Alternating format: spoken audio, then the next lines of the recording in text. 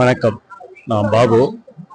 இந்த ராஜரிஷி ஆசிரமத்தில் இன்னைக்கு ஸ்ரீ வெங்கடேச பெருமாள் மற்றும் ஸ்ரீ பத்மாதி தாயார், ஆஞ்சநேயர், கருடாழ்வார், வாராகி அம்மன், துர்க்கை அம்மன், தன்வந்திரி பகவான், இதில் இந்த கோயில் என்ன சிறப்புனா, சேலத்திலேயே மிகவும் பிரம்மாண்டமான ஒரு 12 அடி உயரத்தில் இருக்கக்கூடிய பெருமாள் இங்கே நிறுவி இருக்கு.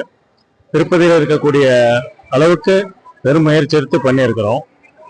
இன்னைக்கு அனைத்து கடவுள்களும் இன்னைக்கு கும்பாபிஷேகம் நடந்தது. இந்த ராஜரிஷி ஆசிரமத்தில் அமைந்திருக்கக்கூடிய இந்த திருக்கோயிலுக்கு அனைத்து பக்தர்களையும் வந்து இறை அருளை பெறுமாறு கேட்டுக்கொள்கிறேன். முதல்ல நம்ம ராஜரிஷி ஆசிரமத்தில் அண்ணாமலையார் மற்றும் பாலமுருகன், ஸ்ரீ ராஜகணபதி இவர்கள் தான் நிறுவப்பட்டது. அண்ணாமலையாருடைய சிறப்பு நவபாஷாணத்தால் செய்யப்பட்ட சிலை என்பது சிறப்பு. மற்றும் பக்கத்தில் இருக்கக்கூடிய பாலமுருகனும் நவபாஷாணத்தால் செய்யப்பட்டது. 10 ஆண்டுகளாக நாம் இங்கு வழிபாடு செய்து வந்த போது பழனி முருகனின் உத்தரவின் பெயரில் 8 அடி உயரத்தில் ஸ்ரீ பாலதண்டாயுதபாணி, அதாவது பாலதண்டாயுதபாணினாலே மூர்த்தி சிறுசாதான் இருப்பாங்க, ஆனா இங்க விஸ்வரூபமா காட்சி அளிக்கிறதுக்கு அவருடைய உத்தரவின் பேர்ல தான் இந்த 8 அடி உயர முருகன் சிலை நிறுவியிருக்கு. இது 2 ஆண்டுகளை கும்பாபிஷேகம் நடைபெற்று 2 ஆண்டு ஆகிறது.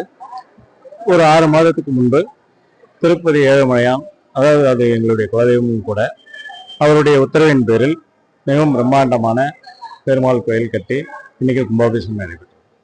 இங்க சேலம் புது பஸ் ஸ்டாண்ட்ல இருந்து பக்கத்துல பள்ளப்பட்டிங்கிற கிராமத்துல கேபிஆர் ஆயில் மில் அப்படிங்கிற வளாகத்துக்குள்ளார ராஜரிஷி ஆசிரமம் அப்படிங்கிறது பேர்ல இங்க இயங்கிட்டு இருக்கு. புது பஸ் ஸ்டாண்ட்ல இருந்து நடந்து வரக்கூடிய தூரம் தான், ரொம்ப பக்கமா வரலாம்.